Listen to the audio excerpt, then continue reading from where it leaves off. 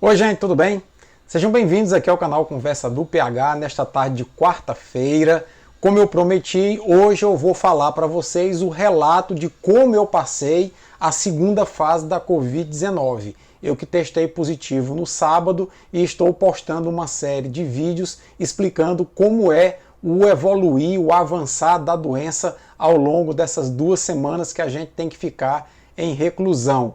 Eu finalizei a primeira fase, a fase infecciosa, e estou agora hoje finalizando, segundo as minhas contas, a fase de transição. Eu tive inclusive uma intercorrência de antes de ontem para ontem, mas está tudo já sob controle. Essa é a nossa conversa de agora à tarde. Eu queria apenas, antes de iniciar, pedir a você que ainda não está inscrito aqui no canal, que se inscreva no nosso canal. Já somos mais de 8.200 inscritos. Muito obrigado a vocês pelo apoio e pela confiança. Eu sou o Paulo Henrique, biólogo e dentista, mestre e doutor em microbiologia e imunologia e professor universitário. Pois é, e antes de mais nada, vamos recapitular algumas coisas. Na semana passada eu senti sintomas compatíveis com Covid-19, procurei um posto de saúde, fiz o teste e testei positivo para a doença. Fui medicado e comecei a gravar aqui uma série de vídeos explicando como se dá a evolução da doença. Vamos recapitular aqui uma coisa importante.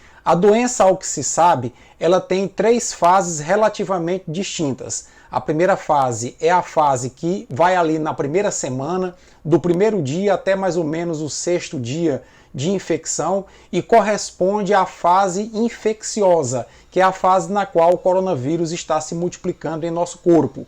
A partir daí, o corpo já consegue produzir algumas defesas e se inicia uma fase de transição da fase infecciosa para uma fase inflamatória, onde um processo inflamatório começa a se formar em resposta à presença do vírus e a uma resposta imune já se desenvolvendo a esse vírus. Essa fase de transição vai ali do 5º, 6º dia até o 8º, 9º dia, mais ou menos. A partir daí, começa uma fase inflamatória, que é a resposta inflamatória do organismo e a resposta imunológica do organismo combatendo o novo coronavírus. Pois bem, essa fase introdutória ou fase inicial, que leva aí 5, 6 dias, que é a fase infecciosa, a gente sente muito poucos sintomas. Eu senti basicamente uma congestão nasal e uma moleza no corpo. Mas a partir da fase de transição, já com uma resposta imunológica se estabelecendo, eu comecei a sentir algumas alterações sim. E um instrumento que foi muito importante para eu perceber essa alteração foi esse instrumentinho aqui, um oxímetro de pulso, que eu tive o cuidado de adquirir. Eu já falei, mas esse oxímetro aqui é muito bom lembrar, ele é um objeto para medir a nossa saturação de oxigênio, que por vezes diminui sem a gente perceber. Bom, na primeira semana eu percebia que a minha oximetria oscilava ali entre 97 e 98, muito bom. Abaixo de 94 é preocupante. E eu comecei a perceber que antes de ontem e ontem a minha oximetria começou a cair para 95, 94 e às vezes até 93, né? E aí foi que me acendeu o sinal de alerta, porque existe um fenômeno na evolução da doença Covid-19 chamada hipóxia silenciosa ou hipóxia alegre, que nada mais é do que a pessoa ter uma diminuição na concentração de oxigênio no sangue e a pessoa não percebe simplesmente. Ela fica sem ofegar, não percebe que está cansada e esse nível de oxigênio caindo pode ser muito comprometedor e pode ser inclusive fatal. Na medida em que o oxímetro me avisou que a minha saturação de oxigênio estava diminuindo, eu voltei ao posto de saúde e a partir da volta ao posto de saúde fui medicado com corticoide e foi pedida uma tomografia computadorizada dos meus pulmões para avaliar se havia comprometimento do pulmão ou dos pulmões ou não. E o resultado saiu agora pela manhã. De fato, eu estou com 10 a 15% dos meus pulmões comprometidos, com lesões do tipo vidro fosco que dificultam a minha oxigenação. E essa foi a explicação de porquê que a minha oximetria reduziu, porquê que a minha saturação de oxigênio reduziu. Pois bem, gente, esse aparelhinho chamado oxímetro, ele tornou-se um coadjuvante muito importante no acompanhamento domiciliar da evolução da Covid-19. Esse aparelho ele funciona basicamente com um feixe de luz infravermelho que atravessa o teu dedo e um sensor na parte de cima capta o desvio dessa luz e a partir daí faz um cálculo da tua saturação de oxigênio. Há uma margem de segurança, uma margem de erro aí de 4% para mais ou 4% para menos, mas ele é relativamente preciso. Algumas dicas que eu te dou para usar o oxímetro. Se for mulher e tiver as unhas pintadas, remover o esmalte do dedo, porque isso pode interferir no resultado. É muito importante também que você faça a aferição a cada 3 horas e eu particularmente fazia a aferição em um dedo e depois fazia a aferição em outro para comparar os resultados. É relativamente simples de você utilizar o oxímetro, ele além de te dar a saturação de oxigênio, também te dá a pulsação para você ver se o teu pulso está num ritmo normal ou não. E qual foi a lógica que fez com que a gente compreendesse que o oxímetro de pulso é um aparelhinho muito importante para a gente acompanhar a evolução da Covid-19? Porque já está mais ou menos esclarecido pela ciência de que com o avançar da Covid-19 entrando pela fase inflamatória, que é a terceira fase que eu estou entrando hoje, a resposta imunológica, com a liberação de uma grande quantidade de substâncias do nosso próprio corpo, chamadas citocinas, faz com que aconteça uma inflamação dos pulmões.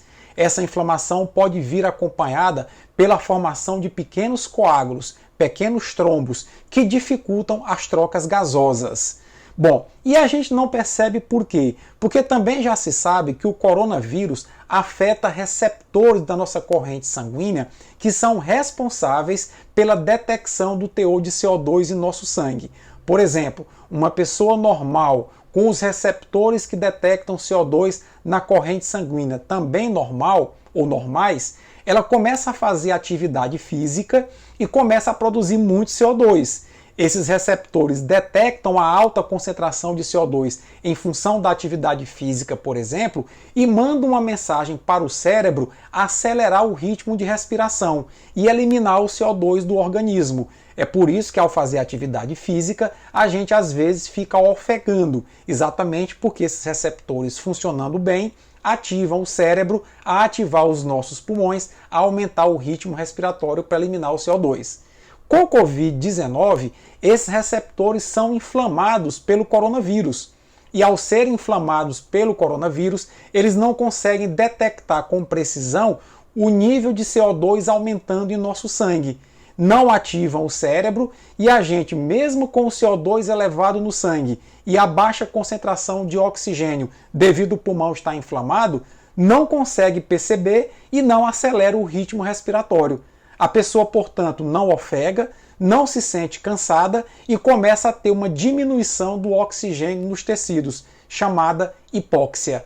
Como isso acontece sem a gente perceber, essa hipóxia é chamada pela medicina de hipóxia silenciosa. E aí o oxímetro torna-se o objeto importante para a gente detectar essa diminuição do teor de oxigênio no sangue e procurar ajuda médica. Foi o que eu fiz antes de ontem e ontem, quando percebi que a minha oximetria estava diminuindo e não deu outra. Ao receber o exame de tomografia hoje, estou com 10 a 15% dos meus 2 pulmões comprometidos com lesões causadas pelo coronavírus e pela inflamação que ele provoca. Mas tudo tranquilo. Os médicos dizem que até 20% de comprometimento do pulmão você trata em casa com corticoide. E eu tranquilizo vocês que eu já estou tomando os corticoides prescritos pelo médico desde ontem. E hoje já melhorei muito melhor do que o que estava ontem.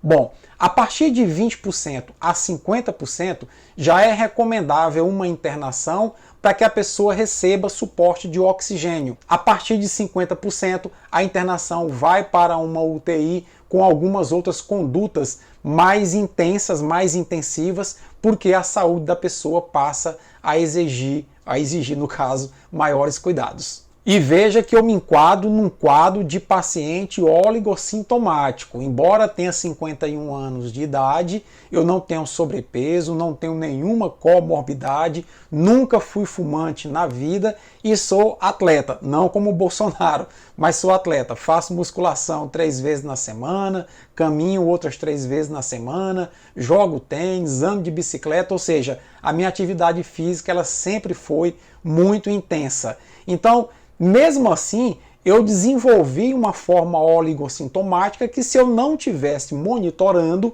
poderia evoluir para uma forma sintomática e poderia agravar o meu estado de saúde. Essas informações são muito importantes que a gente faça chegar na maior quantidade de pessoas, porque é da atenção que a gente tem com a nossa saúde, monitorando nossa saúde e procurando precocemente ajuda médica, que a gente consegue vencer essa doença que tem matado muitas pessoas no Brasil e no mundo. E nunca é demais lembrar o seguinte: aos primeiros sinais e sintomas que lembrem Covid-19, procure um posto de saúde, uma unidade básica de saúde, que um médico vai lhe atender, vai recomendar o exame e vai já prescrever a medicação inicial para você. Apenas o médico pode fazer isso. Quando sair o resultado, adquira um oxímetro, nem que seja emprestado com um amigo por 2 semanas, e monitore temperatura e oximetria.